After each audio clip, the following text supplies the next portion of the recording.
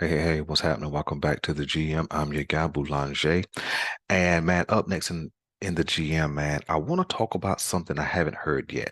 And I haven't heard it for the last 2 years. I haven't heard it amongst this most recent controversy with the Baltimore Ravens training staff, or that is the Baltimore Ravens former training staff, as Steve Saunders was dismissed. And it seems like all of Ravens Nation former players who have had some problems with the training staff are coming out of the woodworks and speaking their piece. And some of the people who come out, like Derek Wolf, Quincy Abajayo, I'm probably pronouncing his name incorrectly, but so forgive me. Um, those guys have already previously, made some statements. Then, of course, we had Rashad Bateman come out with his statement on yesterday. And so, but even with all the controversy, all the people speaking, there's something that has not been said, whether by big media, Baltimore Ravens, YouTube channels, other podcasters have not heard it yet. And what I want to hit on is the potential link connection between Lamar Jackson's 2 year end of the year injuries that were extended into the off season. Let me explain. Um, Derek Wolf hasn't been in a Baltimore Ravens uniform in 2 years, but we know he filed a grievance against Baltimore for the end result uh, of his injuries, which also led him to retiring.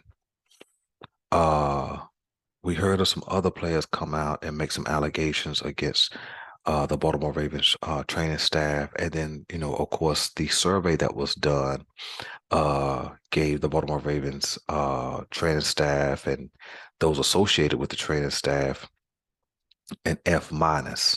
So the lowest grade that you could get.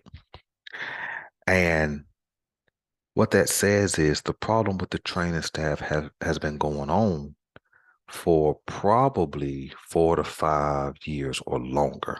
Let's start there. Okay. And if there has been a problem with the training staff who helps a player rehab, helps a player restore their bodies to health, to get back on the field from injury, that kind of thing. The training staff would also have a connection with the medical staff, but we won't implicate the medical staff, but I'm just saying there is a connection there. Okay. And I want to point out some things. Okay. Lamar Jackson got hurt last year and missed the last 5 games of the season. And when he got hurt, he had what was diagnosed as a bone bruise. And I remember John Harbaugh coming out after the injury, after the MRI, and giving a prognosis, not that he's a doctor, but a prognosis from the training staff and maybe the medical staff that it wasn't a serious injury and Lamar probably be out 2 or 3 weeks. I remember it being a short time frame that Lamar Jackson would be out, right? Okay. And then 2 weeks turned to 3 weeks. And then 3 weeks turned to 4 weeks. And then 4 weeks turned to 5 weeks. And the season was over. Okay. Then this year, okay. Baltimore's going good. Lamar Jackson's doing his thing. Offense struggled some, but he was doing his thing. And he gets hurt. And I remember John Harbaugh coming out again after the MRI saying 2 or 3 weeks. Okay. Strained PCL. And then next thing you know, 2 weeks turned to 3 weeks. And oh, what about Lamar? What about Lamar? I ain't got no update. I don't have nothing to report. 3 weeks turned to 4 weeks. I ain't got no update. I ain't got nothing to report. 4 weeks turned to 5 weeks. 5 weeks turned to 6 weeks. 6 weeks turned to the end of the season. Okay. And now these were not severe injuries, whether in 2021 at the end, nor at 2022-23 season at the end. But both these injuries kept Lamar Jackson off the field. Okay. And I remember Just like you guys remember the article coming out, scathing report that says, hey, Lamar Jackson was not active in his rehab. And we did not hear anybody from the Baltimore Ravens organization come out and defend Lamar, but the guy who wrote the article came back and recanted the entire statement. Okay. Now, that's not the point of what I'm saying. The point of what I'm saying is I remember Lamar Jackson coming out himself a couple of weeks after the scathing report and said that the injury was not getting better. Okay. I also remember, fans and media alike was wondering, well, was Lamar holding out because of his contract? Did that keep him off the field? Uh, is he really hurt? Uh, as if he wasn't, a gamer. You know what I'm saying? If he wasn't a baller, wasn't willing to get back. But then I also remember Marlon Humphrey saying at the end of the season, after the season was over, that Lamar Jackson was limping around the facility.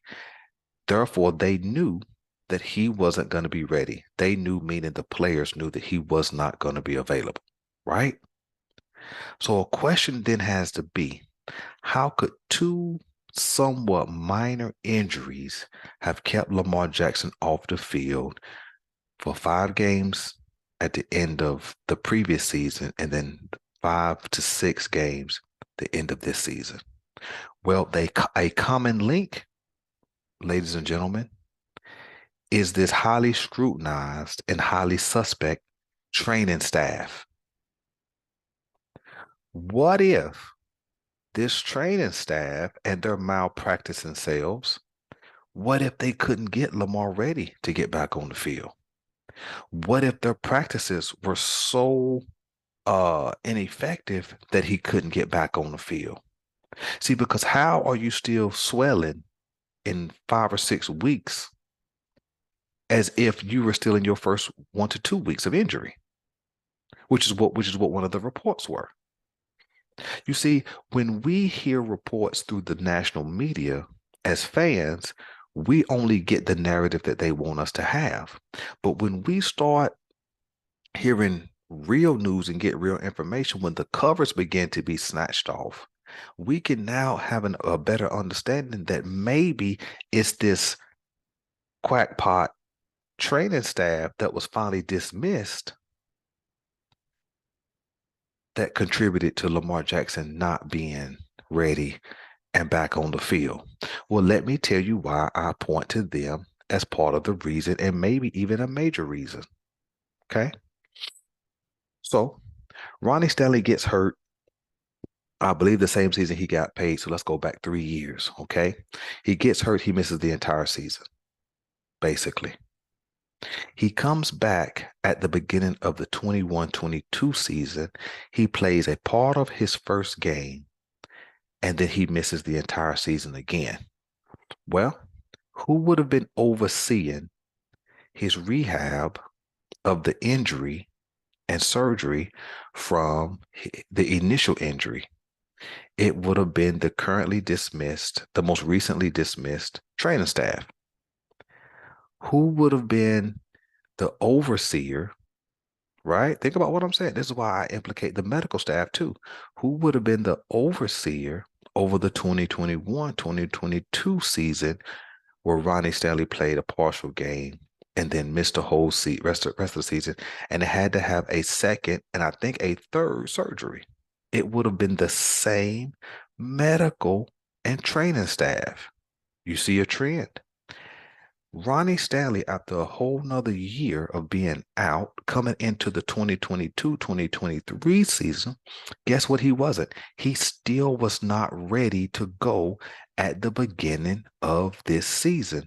So here we have the same group of trainers and medical staff overseeing a guy with a continual injury, not a new injury, same injury pattern, right? And Ronnie Stanley came back on 2 different occasions and had to go back out. Matter of fact, he came back 3 different occasions. He came back in 2021-22. He came and then came back in 21, missed the season. Came back in 20. Came back the next year, missed the season, and then he came back in 2022 and missed some games this past season. due to the same ankle injury. So what does that say? He was never fully ready under the supervision and care of this training staff. There's a link. There's a link here. Okay. Let's go to Marcus Peters. Okay. Marcus Peters got hurt at the end of training camp in 2021, 2022 season. Missed the entire season. Now we know that ACL takes a long time to recover, but Marcus Peters was not ready to go at the beginning of the 2022 season under whose care? The current, almost recently dismissed training staff. You with me? When he finally got ready, he still wasn't ready. Let's just be honest. He still wasn't ready because we could see that in his play. There's a link. There's another guy coming back from injury who's not ready, but end up getting on the field. Let's keep going.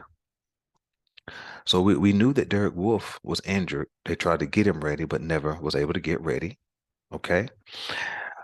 Let's go with all three running backs. Okay. That who got hurt the same year Marcus Peters got hurt. Let's go with Gus Edwards. Well, we saw Gus Edwards come back, right? But then had to go out again, right? For a lower body injury. Why? Why did that happen? Because he still wasn't ready. This team was putting players on the field when they were not ready. Okay. Justice Hill, right? Now we didn't hear much about him, but if we jump to J.K. Dobbins, we know that he came back, looked okay, but he had to go back out and have a second surgery. This is the same training and medical staff that oversaw his rehabilitation. The same one. So how did they miss that he needed another surgery before getting back on the field? So he came back, had to go back on IR in order to get another procedure. Let's go deeper. Tylan Wallace, right? Got injured this year. Went on IR. Came back. Got hurt again and went back on IR. Same injury. You see what I'm saying? Oh, but we're not done. Rashad Bateman. Got hurt last year. Had to go on IR. Same training staff, same medical staff. He gets hurt. Remember he got hurt. He was out for a few weeks and he came back. So same people overseeing his rehab, which meant they put him back, let him get back on the field. Obviously, he wasn't ready. Why? Because he had to go back out, have surgery again, and go back on IR. And anybody knows when you have a lower body injury on one leg, it has the potential to increase injury on the other leg because of the overuse. But this is the same training staff in all of these situations where player after player after player got back on the field, wasn't ready, end up on IR or end up with a more significant injury. And so then when you think about Lamar Jackson, what if they didn't do what was necessary to get him back on the field, which may have been more beneficial because if he had got back on the field and not been ready, maybe his injury is more significant. You see, the reason why I make the link, because if they couldn't get Jackson ready, that means they probably did not get all these other guys ready either, which is why it caused the second injury, where guys were having additional surgeries and things of that nature. This may be part of the reason why a guy like a Michael Pierce would choose to go have surgery and sit out the rest of the season versus go through the rehab process with this current which would have been the current training staff. Think about it. So when, as fans, we're wanting Lamar to get back on the field because we think he should just get back out there because, he should suck it up and go. Sammy Watkins, that's what he said, suck it up and go. But now when you really look at the critique of that training and medical staff, it now makes more and more sense why, if he was reluctant, it makes more sense why he was reluctant to get back on the field under that training staff's care. And if he wasn't ready, it still makes sense why he wasn't ready because they've had an inability to get anybody with an injury ready to get back on the field in action. If I missed anybody, man, by all means, let me know in the comment section, man. If you like this kind of content, man, and I can keep bringing it to you, um, hit the like, hit subscribe button, share it with a friend, man. I appreciate you guys. That's my take, man. Let me know if you guys think I'm crazy, way off base, or if this take about the Ravens and that training staff and the medical staff seems to be more on point than not. Man, listen, I appreciate you guys for hanging out with us, man. I'm the GM. This is the GM. I'm your guy Boulanger, and I'm out.